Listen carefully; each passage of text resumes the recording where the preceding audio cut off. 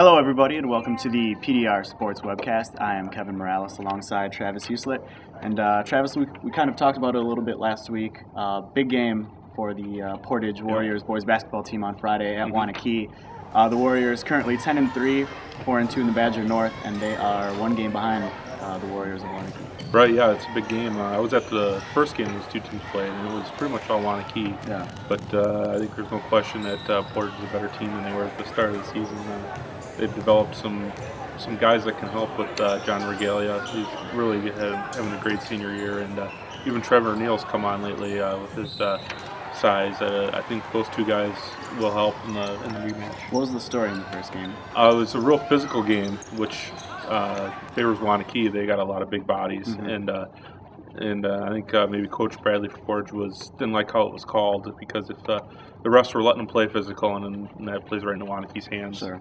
And that was a 75-58 loss for the Warriors on December 1st. I believe Waunakee currently ranked in the AP poll, or at least receiving votes. So that kind of takes us to our second topic, which was the Badger Challenge boys basketball tournament this last Friday and Saturday, correct? Right, correct, yeah. And the Badger North goes 6-1 overall, which was kind of surprising, maybe. Yeah, I mean, everyone in the Badger North won their game except for Reedsburg. Reedsburg was the lone North team to fall, and maybe a little surprising. I mean, I think in general the Badger North has maybe a reputation of being an inferior conference to the South. Right. Yeah, I think maybe so. First of all, thanks, Reedsburg. That was awesome. I think maybe a lot of times Badger South is considered the better conference. I guess it depends on what sport. Right. But yeah, I think this is a big step. And then, like you had mentioned before we started the webcast, 2 state champions from the Badger North. That says a lot. But also it helps that Verona's in the Big 8 now. Yeah. And that McFarland went back to the Rock Valley, whatever conference they're in now. That certainly helps. Yeah, the South is a little bit different than it was, 4 or 5 years ago. Right. So yeah, things have changed a bit. Sure. Let's move on to a game on Sunday that a lot of people watched. Apparently a record number of people. The Vikings lost to the Saints. My first reaction to that interception was I was sad, because I don't want to see them go out like that. What did you think? I was happy, because I don't think I could stand watching the Vikings in the Super Bowl. Right. Obviously, Favre's going to get beat up because his late interception was a killer, and it's certainly a mistake that can't be made, at that portion of the game. But they also were fumbling the ball left and right, so it's not all on Favre. Well, let me ask you, you're more of a Packers fan than a Favre fan, correct? Right. But did it make you even a little bit sad to see him, to think of him possibly ending his career on such an ugly play, costing his team so much? No, not really. No? All right. Fair enough. See, it was for me. I hope he comes back next year and does something. It's like run out of bounds, do anything other than throw that ball. So, moving on. Our PDR Athlete of the Week, sort of a repeat, but not quite. Alex Schreiber, who skips the Portage girls high school curling team.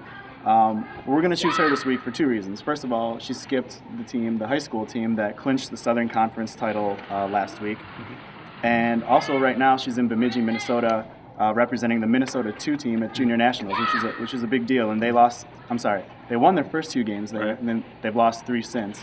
But still, it's a pretty big accomplishment for her to even be on a Junior Nationals team and be up there. And they still have a chance to make the playoffs, so best of luck to her. Yeah, and another curling note, starting Wednesday, which I guess would be today for most of you that are watching this, through Sunday, the Portage Curling Club's hosting Senior Nationals. So if you're looking to see some curling action, check that out. Sounds good.